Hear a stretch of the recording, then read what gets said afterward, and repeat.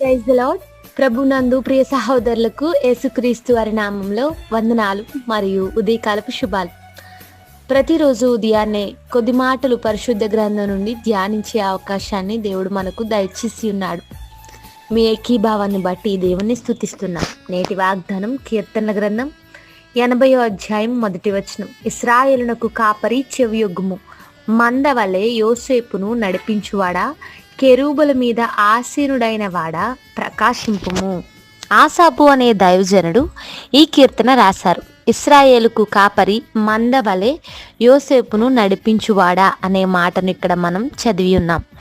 దేవుడు మన కాపరిగా ఉండాలని ఆశిస్తున్నాడు. కాపరి తన గొర్రెల కొరకు ప్రాణం పెడతాడని లేఖనంలో రాయబడింది. యేసుప్రభు వారు తన్ను తాను మంచి కాపరిగా పరిచయం చేసుకున్నారు.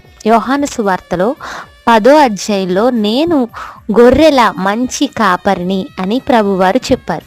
నేను మంచి గొర్రెల కాపరిని అని చెప్పలేదు, ఎందుకంటే మంచి గొర్రెలు ఏవీ లేవు. అందరూ త్రోవ తప్పి నాశనమునకు వెళ్ళిపోతున్న మనలను ప్రభువారు మంచి కాపరిగా ఈ లోకానికి వచ్చి తన వైపు ఆకర్షించుకున్నారు.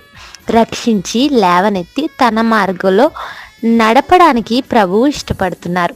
ఇశ్రాయేలునకు కాపరి అనే మాటను మనం చూసాం కదా. ఎవరైతే మోసకరమైన పరిస్థితుల నుండి దేవుని అంగీకరిస్తారో, ప్రభువును తమ సొంత రక్షకునిగా చేసుకుంటారో, దేవుడు వారిని నడిపించడానికి, వారికి కాపరిగా ఉండడానికి ఆయన నిర్ణయించుకున్నాడు. ఆయన నడిపింపులో మనం ఉండడం ఎంతో భాగ్యం. ఇంతవరకు ఒకవేళ మీ జీవితంలో ఎవరెవరినో కాపరిగా పెట్టుకుని, ఎవరెవరినో మాదిరిగా చేసుకుని, ఎవరి మాటలో విని నష్టపోయారేమో. ఈరోజు దేవుని వాగ్దానం ద్వారా దేవుడు మనల్ని పిలుస్తున్నాడు. నీకు కాపరిగా ఉండాలని ఆశిస్తున్నాడు.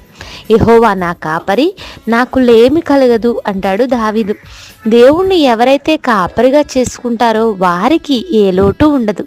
జీవితంలో ప్రతికూలతలు, బలహీన సమయాలు, శ్రమలు వచ్చినప్పుడు దేవుడు మనం ముందుగా నడిచేవాడు. గొర్రెలకు కాపరి ముందు నడుస్తాడు. ఏ పరిస్థితి ఎదురొచ్చినా ఎదుర్కొనేది, దాన్ని ముందుగా అధిగమించేది, దాటేది కాపరే.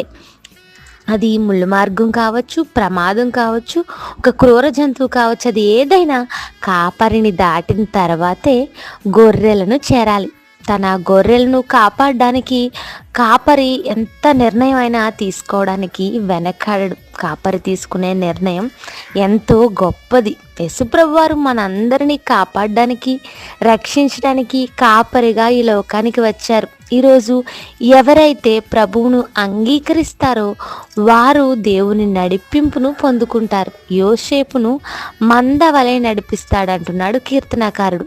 ఆయన మనల్ని మందవలె నడిపిస్తాడు. ఎక్కడి వరకు నడిపిస్తాడు అంటే నిత్య రాజ్యం వరకు నడిపిస్తాడు. ఎంత గొప్ప దేవుణ్ణి కాపరిగా మనం కలిగి ఉన్నామో కదా.